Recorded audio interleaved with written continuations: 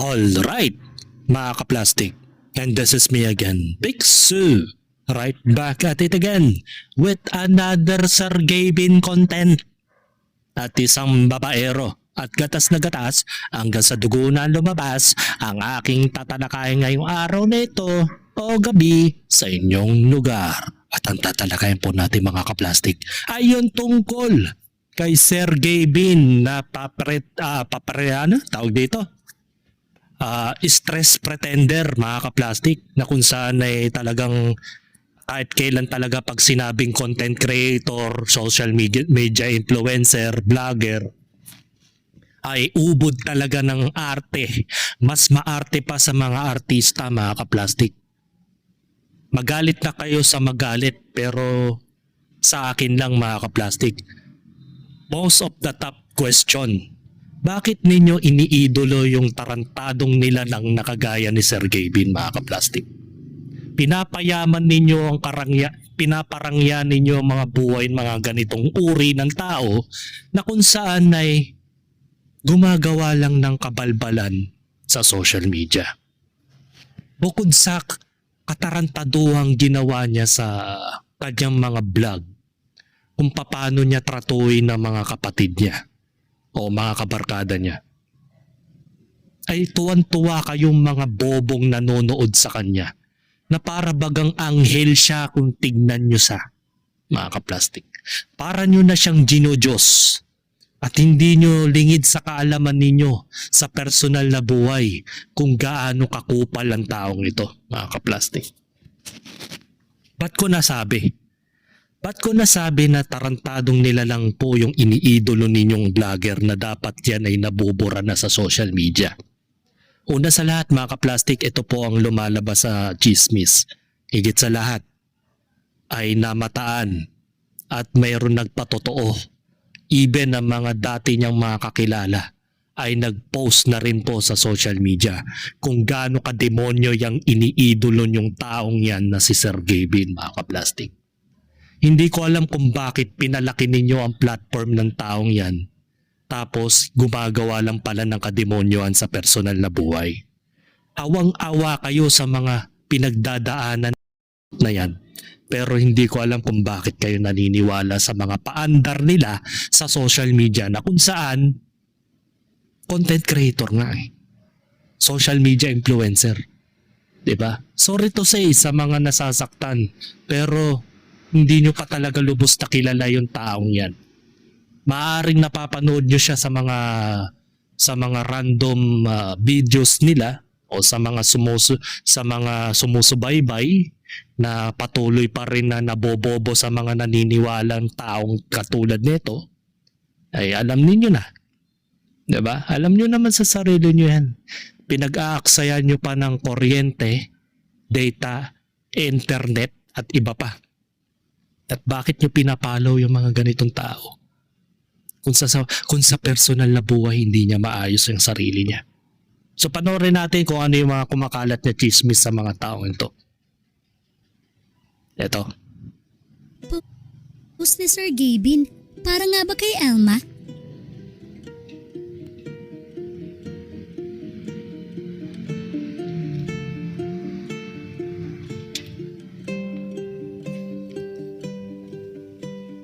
Dito na nga ba magwawakas ang relasyon ng dalawa? Ano nga kayang parinigan ng dalawa sa social media na sobrang viral ngayon? Totoo nga kayang si Elma ang tinik sa buhay ni Gabin? Totoo nga rin kayang magpapakalayo-layo na si Elma para sa pagiging malaya ng vlogger? Matatandaan na umingay ang pangalan ni Sir Gabin dahil sa kanyang pagkaka-ospital. Kaya naman hindi maiwasan ng netizens na antabayanan ang lahat ng social media platforms na Elma at Gabin. Marami ang nakapansin sa mga naging repost ni Elma sa kanyang TikTok na talagang nagpalungkot rin sa kanilang supporters. Isa na dyan ang repost niya tungkol sa mabigat niyang nararamdaman. I don't know how to explain what I'm feeling right now. All I can say is that it hurts. My heart feels so heavy that all I wanted is cry. I want to rest but I don't know what rest I'll take. Ani Elma sa kanyang repost. At meron pang mga sumunod tulad na lamang ng I just need a hug. I know you're scared, I'm scared too. But let's face love together and never give up on each other because I only want to feel this with you.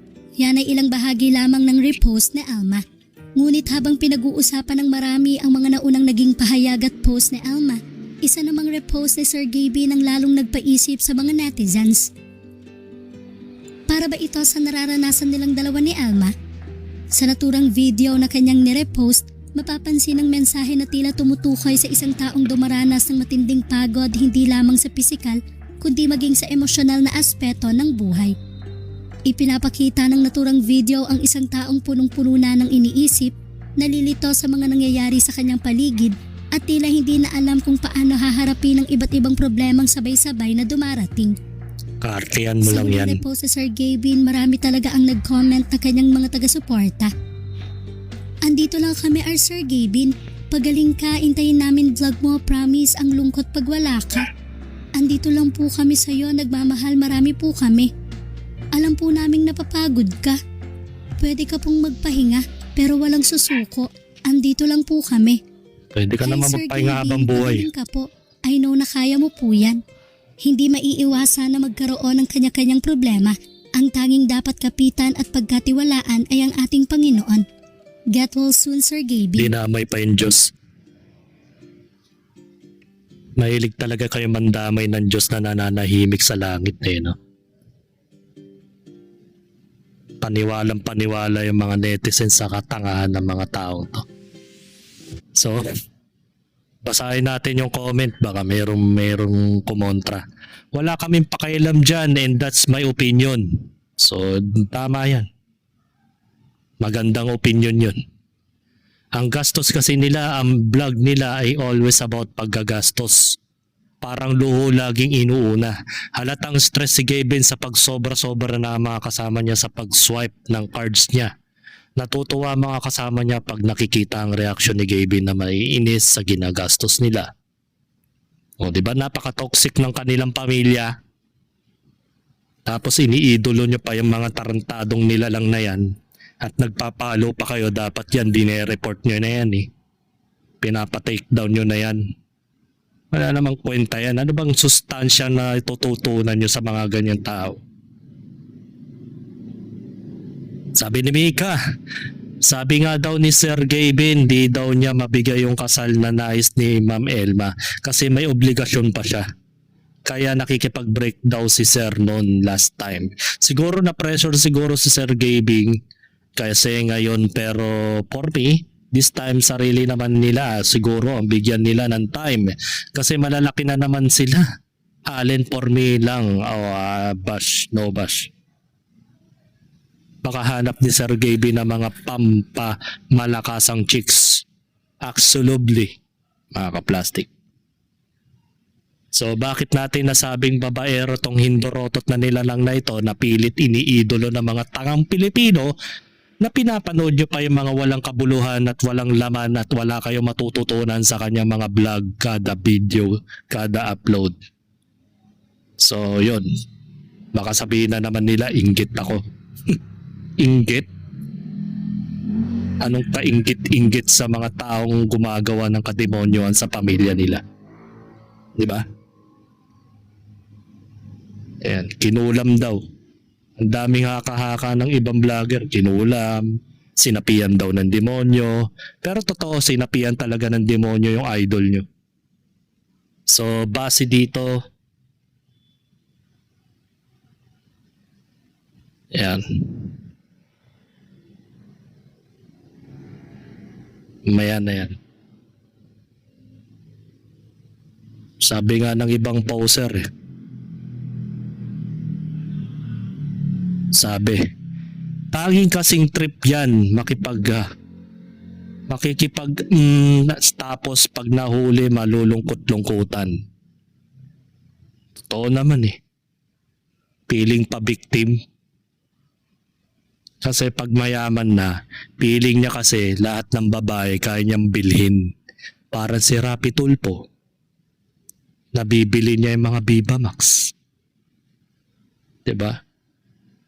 Iba kasi nagagawa ng pera. Madali kayong napapaniwala. Maraming pansang nagiging bobo kasi sikat sila Mga ka-plastic. So ito yung nakaraang video nila na kumakalat ang chismis daw kuno na sila'y hiwalay na ni Elma, mga ka-plastic. So panoorin natin to.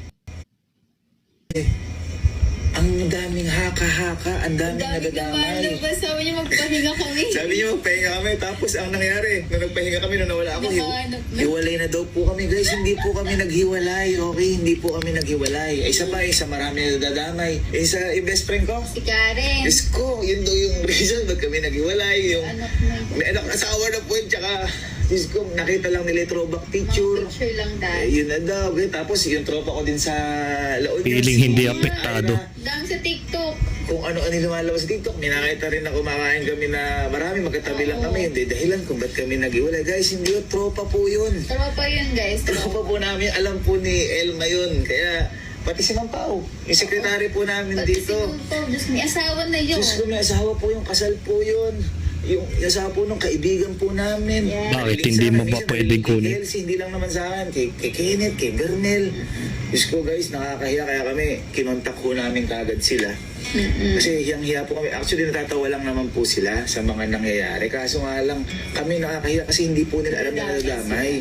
At hindi lang po yun, marami pang... Kasi iba yung mga comment ng tao. Ang dami pong kinokonekta. Kaya baka huli na po namin yun na kasi nakakatakot. Ang daming nangyayaring hindi totoo. Ayun, thankful ako sa tao na to kasi isa, habang nagkakaproblema ako, siya talaga yung daig pa niya yung nurse. And kung ba't ako nag-vlog ngayon dahil din sa kanya. Kasi honestly, hindi pa ako okay. Alam mo naman yung love. Kasi sabi niya, love, hindi naman po pwede lagi ka nakahiga. Subukan mo unti-unting lumakas. Kaya, ayun, inaya niya ako makipagdiging. Kaya siya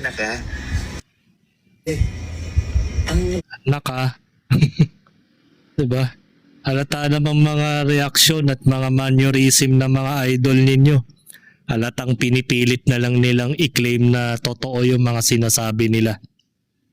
Siyempre, ikaw ba naman na may 18 million followers sa Facebook?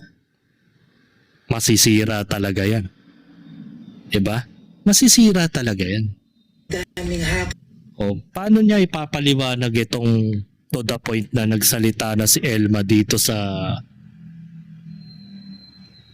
video na ito? Sa mismong page nila.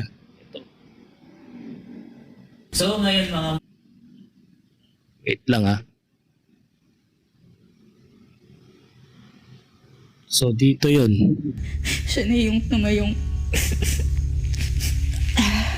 head sa pamilya niyo, pamilya natin.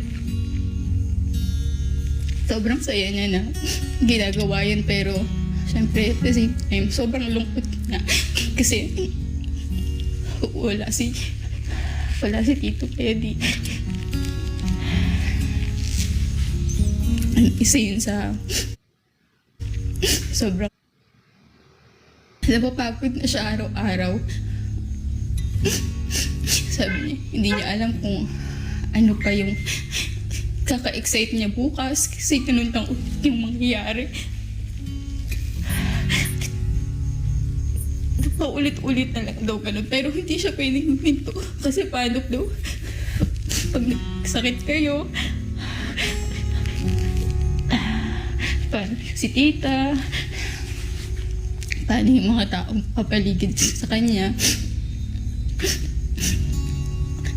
Eh, hindi siya pwede sumuko, pero pagod na siya.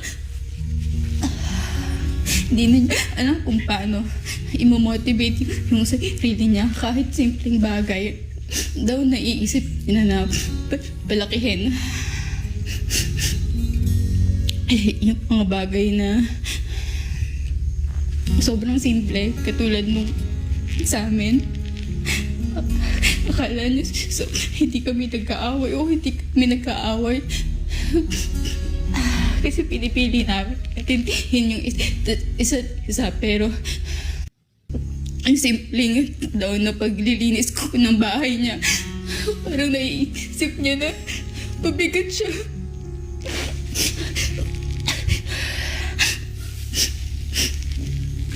Love, Huwag kang mag-isip na Ito, napag-usapan niya dito yung tungkol nila sa relasyon nilang dalawa ni Sergey Bini. So, saan kaya yun? bakit malakas. Sabi mo nga, maging malakas ako. Kailangan mo din maging malakas. Kasi nandito kami lahat. Inihintay ka lang namin ulit.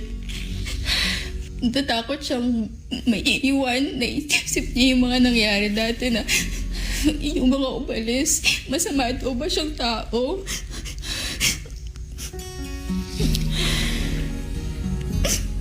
Wala siyang mabagsabihan.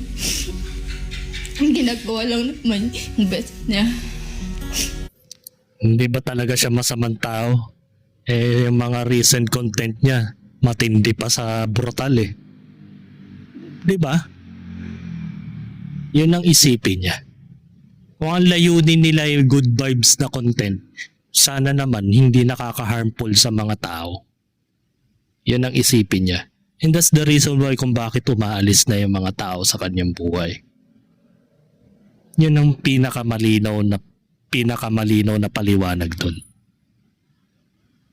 Kasi kung hindi ka toxic na tao at iiwanan ka to the point na bigla na lang sila magsisialisan dahil nagsawa na siguro siya sa ugali niya. Nagsawa na yung mga taong kasama ni Sergey Bin at natotoxican na rin sa ugali niya. Lalo-lalo na yung mga ginagawa niyong content na lubha talagang nakakasira ng kalusugan. Pwede naman gumawa ng content na hindi nakaka-harmful sa kapwa-tao. Especially sa mga kapatid mo. Kapatid mo yan ha. Kadugo mo yan. Kung gaano mo tarantaduhin. Eh kung syota mo kaya, tinatarantado mo na ngayon. Isip niya daw na nakaraan makipaghiwalay. O diba?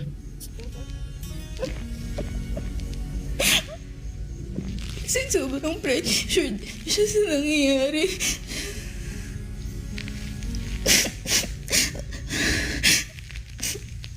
Yung po isipin na nahihirapan kami sa'yo kasi sobrang saya namin kapag masaya ka din. Bakit hindi nila masabi yung totoo na nambababae siya?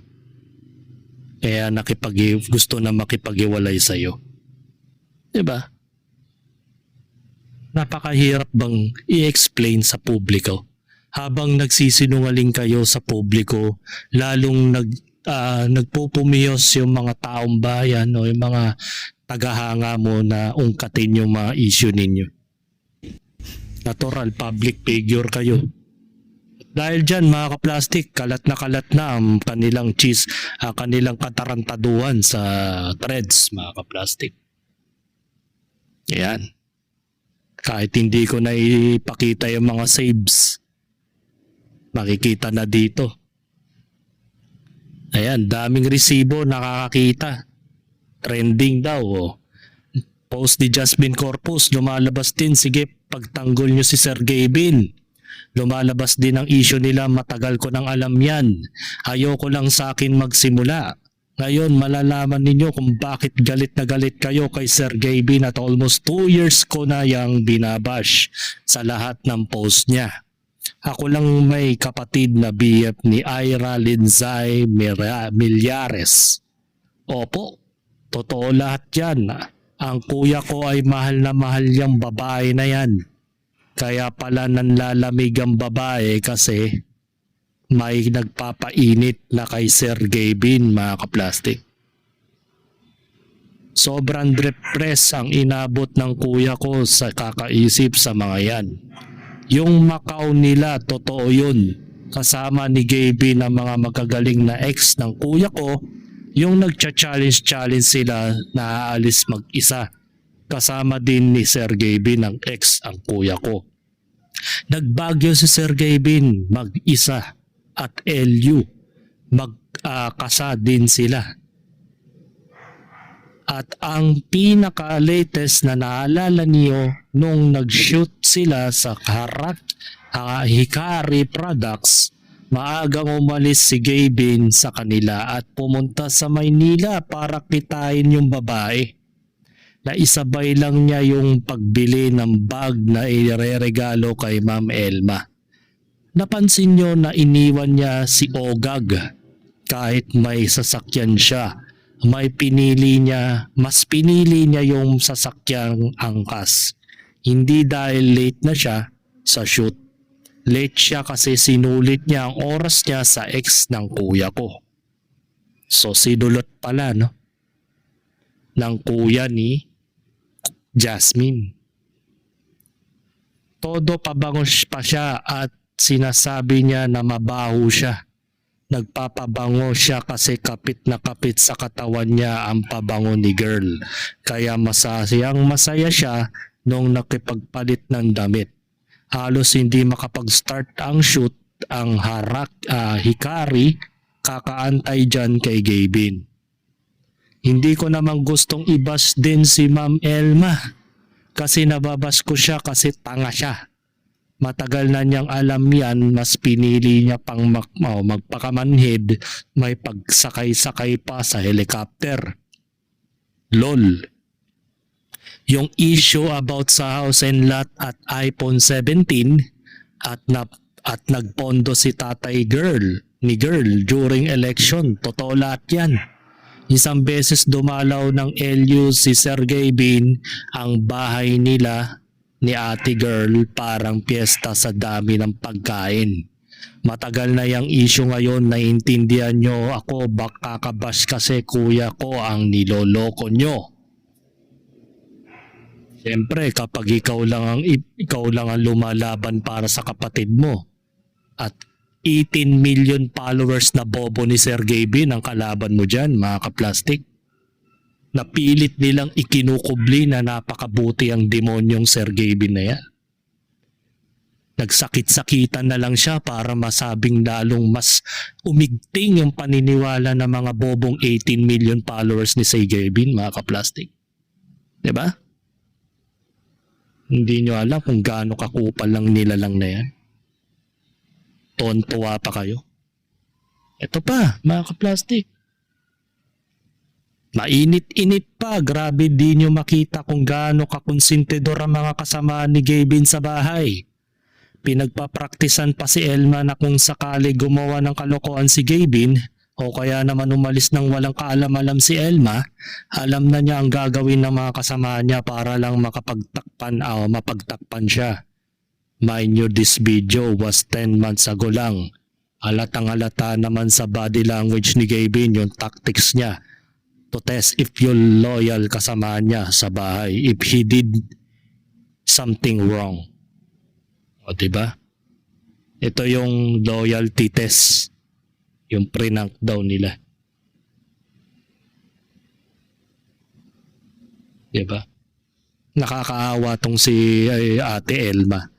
Kung ako sa'yo, wag mong panghinayangan yung yaman ni Sir Gavin kasi pag yan natuluyan at nawala na yan sa mundong ibabaw, maniwala ka sa akin, lahat yung mga Kapinpin brothers, gutom yan malala. Wala na silang kwentang nila lang. Kasi ang mga followers niyang bobo na 18 million ay kay Sir Gavin lang nakatutok. Pero sa mga kapatid niyang kabobo, Kapinpin brothers, ay wala yan. Basura lang yan sa paningin ng mga netizens. Ayun. Ang dami oh. Trending na trending sila. Dito sa threads. Sabi dito meron pa. Huwag kayong maniwala agad sa fake news. Si Elma po yung mukha namang masaya at hindi namang ganyan yung itsura. At napilitan lang. Siya pa nga daw ang nagyaya kay Gavin mag-vlog ngayon. DOA daw okay si Sir Gavin. Kaso si Elma nagpilit mag-vlog parang ganon. Tas eto, explanation. Di naman sila masisira. Matatanda na mga yan. Okay lang naman maging marites. Ibas nyo sila kung totoo at legit. Huwag makisali sa hate kung wala tayong totoo proof. Wala daw proof. Namo Sir Gavin, lalo ka nang hindi nakakatawa sa akin. Cheater ka pa, lagay na yan. Siyempre, mayaman Marami talaga magkakagusto sa taong yan.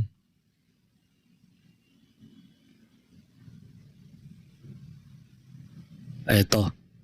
Ngayon sabihin nyo na coincidence ang at hindi ito ang lahat. So tingnan natin tong video. Kay Maha-M, ayun, tingnan mo.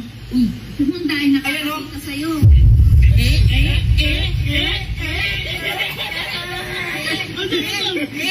Kung ito naman talaga mga kasabay ko sa aeroplano, ewan ko na lang talaga. Dati pa, nasa Macau ako. Ang dami mo. Ito yung sinasabi. What? Siyempre, nasa Macau ako. Nasa Macau ka? Oo. Sige, wait lang. Kay Maha-M, ayun. Totoo nga yun mga kaplastik. Yung sinabi ng babae na sino ba ito? Ni Jasmine Corpus. Yun patungkol sa Macau mga kaplastik. Ayan. Yung Macau nila, totoo yun. Yung sobrang depressed, inabot ni Kuya kung hindi kakaisip sa mga yan. Si Sergey B na magaling ang ex ng kuya ko, yung nag-challenge sila, alis sila mag-isa. Kasama din si Gaby nga ex ng kuya ko. Nagbagyo si Sergey B, isa yan. Yan yun, yung part na video na yun, yung sinasabi ni Jasmine Corpus, mga kaplastik. Na talagang hudas na nila lang talaga tong si Gaby, mga kaplastik. Yan. Daming nagre-repost about kay Sergey Bin, mga kaplastik.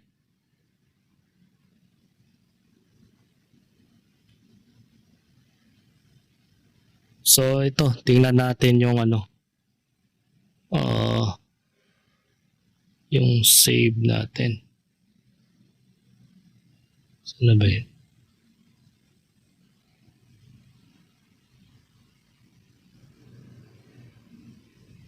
Tingnan natin sa save ito. Eto, inipon na daw. So tingnan natin. May babayan kasama sa Macau, kasama niya yung nag-check-in sa Aira Sia. Ayun. Di pa kayo naniniwala sa mga taong nakakakita. Ayun, Ito daw si Aira, mga kaplastik, kasama si Sergey Bin. Malamang sa malamang, paldong-paldo si Sergey Bin that time sa Macau. Talagang punong-puno yung tangke ni Aira, mga kaplastik. Sulit na sulit, mga kaplastik. Mukhang mas matino pa nga itsura ni Ma'am Elma kung tutusin. Sa bagay, wala naman sa itsura yan Nasa performance. Sabi dito, totoo to, kasabay namin si Sergey Bin at itong kabit niya nang nagpauwi kami from Macau last January 31, 2025. Etong girl mismo kasama niya. Sabi niya mag-isa niya lang nung makita namin siya sa San Malo, Macau.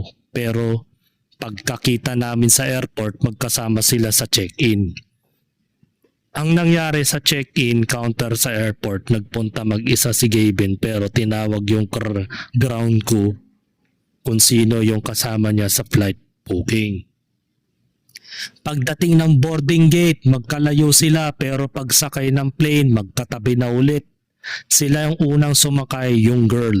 Pagkaupo pa ni Gavin, nag-hoodie siya agad para hindi siya makikita siya ng ibang tao. Nakita siya yun at may iba siyang katabing girl. Pagkarating namin sa Philippines, naunang bumaba yung girl tapos huli si Gavin sa immigration. Hawak niya yung girl yung maleta ni Gavin na pink pero hindi sila magkasama. Siyempre, pinag-usapan na Parang kumbaga sa banyo yan Sabay kayong naligo sa banyo, ang mauuna yung babae. Di ba? Ladies first, mga kaplastik. Ito pa yung mga conversation, mga kaplastik. Oo, pero proud pa daw yung girl na siya ang pakakasalan kasi ipinunta niya yung girl sa puntod ng tatay niya ni Gavin.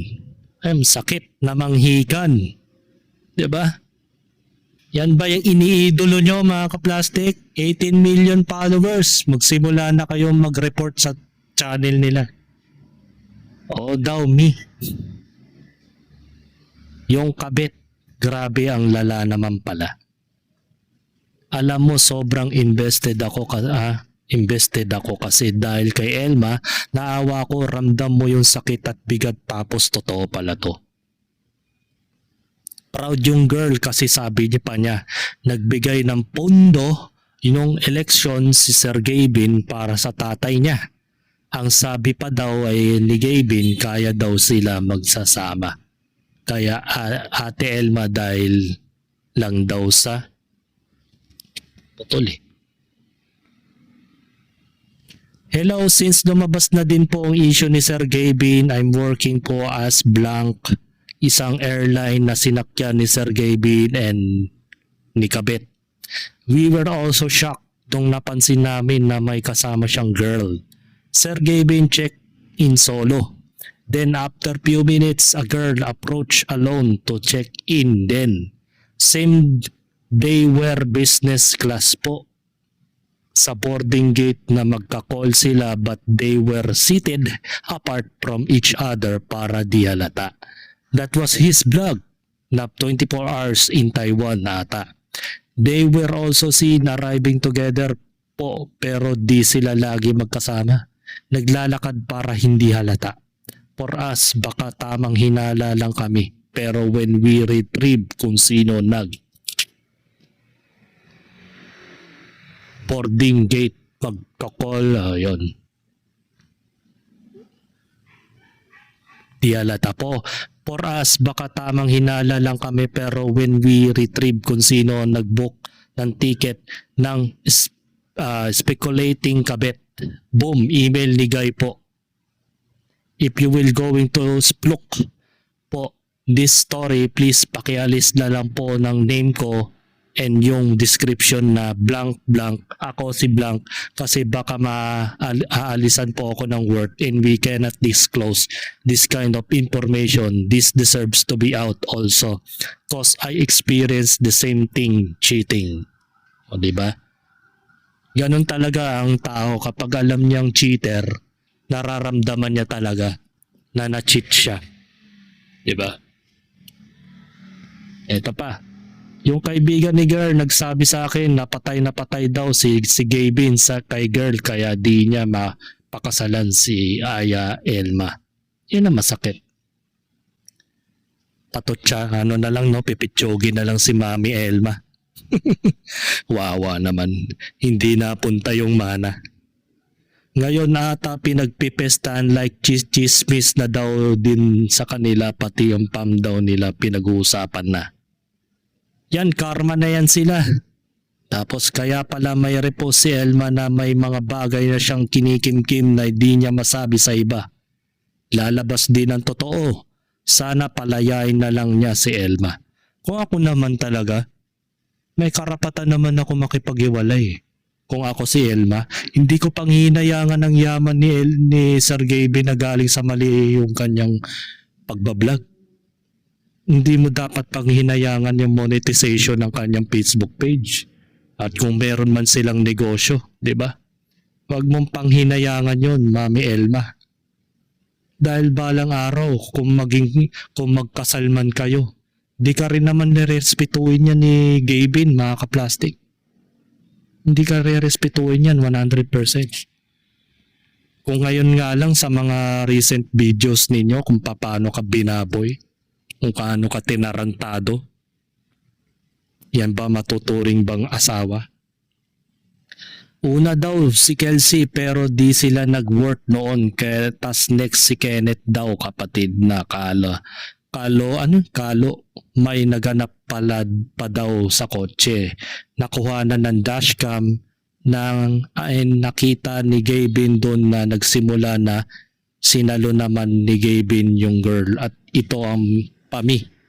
Binigyan pa niya ng house and lot yung girl tas kotse na iPhone 17. Anak ba naman ng politician yung girl? Proud na proud eh. Kaya naman pala. Siyempre, maghahanap yan ng mas kalibel niya. Hindi siya papatol ng babae na walang level sa buhay. Wow, bongga, kaya naman wala na ata paki yung girl kung masira man siya, kadiri siya. Buti di siya natatakot masira yung reputasyon ng parents niya sa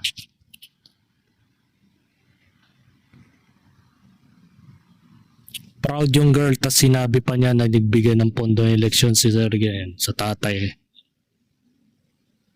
Awang-awa rin ako kay Ate Elma, di niya deserve ng ganun yung kabit kasi tas yung mga tropa na kabit alam lahat kasi yung girl ikinikwento niya lahat-lahat ng sa mga kaibigan niya. Siyempre, kine-claims na niya na talagang inaangkin na niya si Sergey Bin, mga kaplastik. Ganun kasi magyabang ang isang babae na parang kine-claims na niya sa mga kaibigan niya na, hoy, eto si Sergey Bin, akin na yan. Piniplex ko na yan kasi nagbigay ng pera yan para makapag-run sa eleksyon ng aking tatay. Nagkaroon pa siya ng utang na loob. Baka di nyo pa alam, pinagpasa-pasaan nila yung girl. Yan ang masakit. Pila balde pala itong babaeng to. Na? Si Ira pala isang pila balde, mga kaplastik. Oh, may proud daw yung girl na yan, bla bla bla. Yung kabit, grabe, lala naman pala. Alam mo, sobrang invested yan. Yan, paulit-ulit. Ito pala yung kabit. Ayun. Ayan. Mas okay pa nga yung si Ma'am Elma eh. Mas matino pang babae kung ikukumpara yung dalawa. Mas okay pa ako kay Ma'am Elma, mga kaplastik. Yun nga lang, malas niya. Napunta siya sa putang inang Gaby na yan. Yan, dami oh. Dami nagpo-post, mga kaplastik, about kay Gaby, mga kaplastik. Oh, refresh natin, baka meron.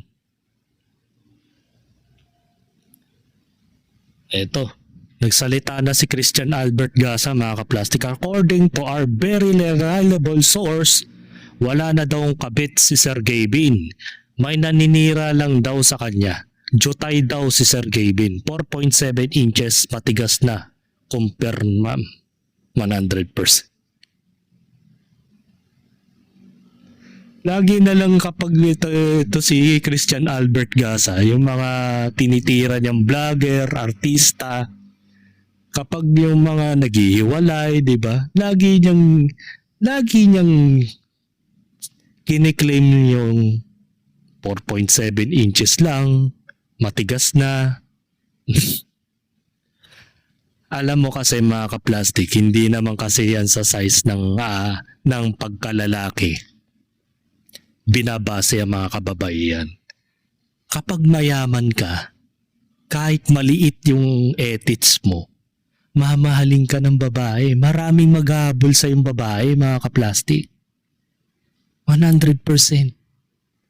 Sa panahon ngayon ng mga babae, handang magpababoy kahit DOM pa yung magiging karelasyon nila. Kahit na mas matanda pa sa kanila ng 40 anyos.